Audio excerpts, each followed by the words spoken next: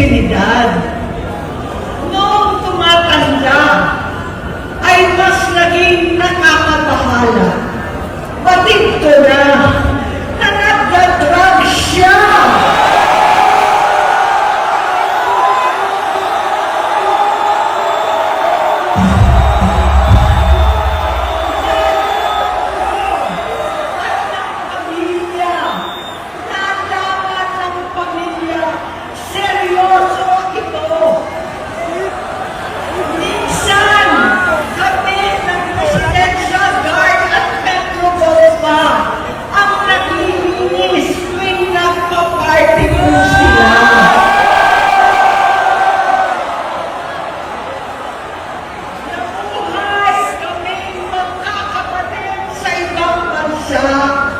Kami-kami lang. Kinumbinsi ko pa si Bongbong. Pakasalan mo na si Lisa. Naisip ko noon, kapag nag-asawa siya, malalagay na sa tahimik at magkakaroon ng direksyon. Ang laki ng pagkakamali ko.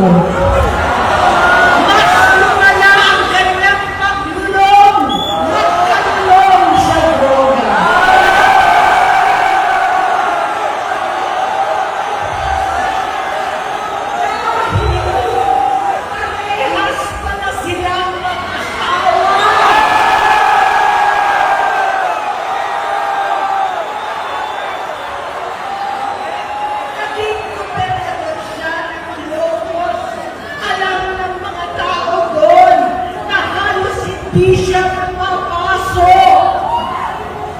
Tuwing kukumprontahin ko siya, ay nagsasabi siyang magbabago na siya, aalisin na niya ang bisyo. Hanggang sa may nagsumbong na naman sa akin, na sa pag-gising pa lang sa umaga, kasabay ng almusal, marijuana pala.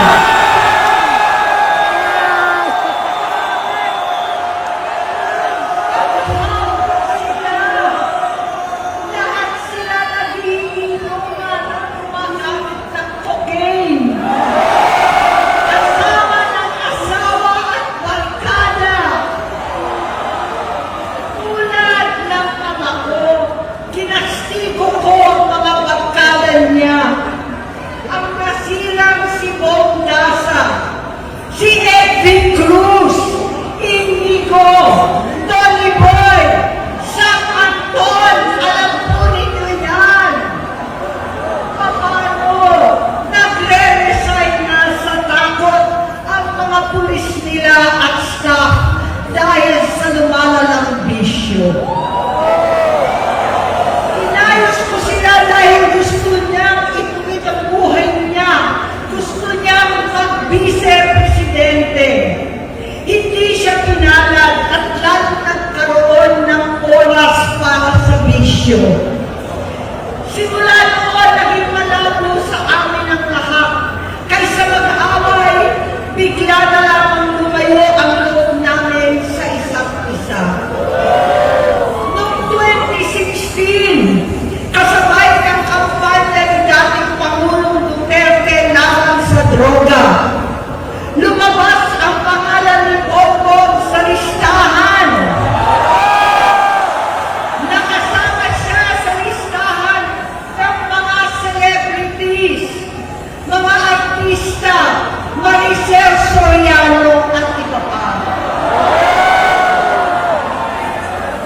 Masinsinan kong kinausap si Pangulong Rodi.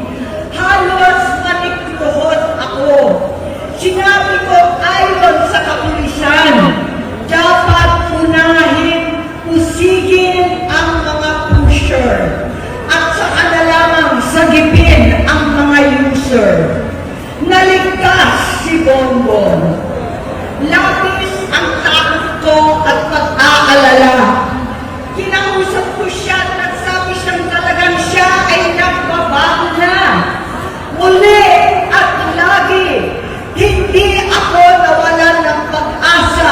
Ako'y naniwala ulit. Mula noon, natatanggap ko na lang na balita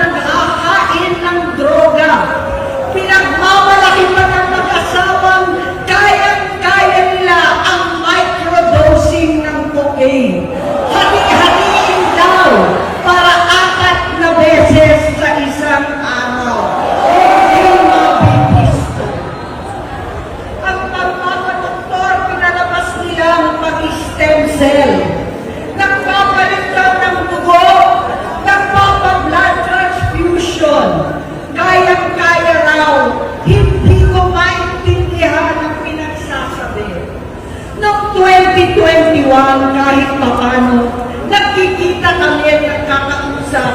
Sumamba siya sa aking talagang hinintunan niya. Naniwala ako kasi sabi niya gusto niyang tumakbo. Ang sabi ko, tutulong ako sa abot ng aking makakaya. Ipinakilala ko si Bongbong kay Inday. Naging magkatandem sila. Pagkatapos noon ay biglang hindi na niya ako ulit kilala. Kahit si Inday, nagtataka, bigla ko na itsakwera. Kahit ganon, nangampanya pa ako para sa kanya. Kahit si Inday na lang ang aking nakakausap. Hindi ko alam bakit ako naabang sa headquarters nila sa Mandaluyong. Hindi ko alam bakit walang nagre-report sa akin tungkol sa kampanya.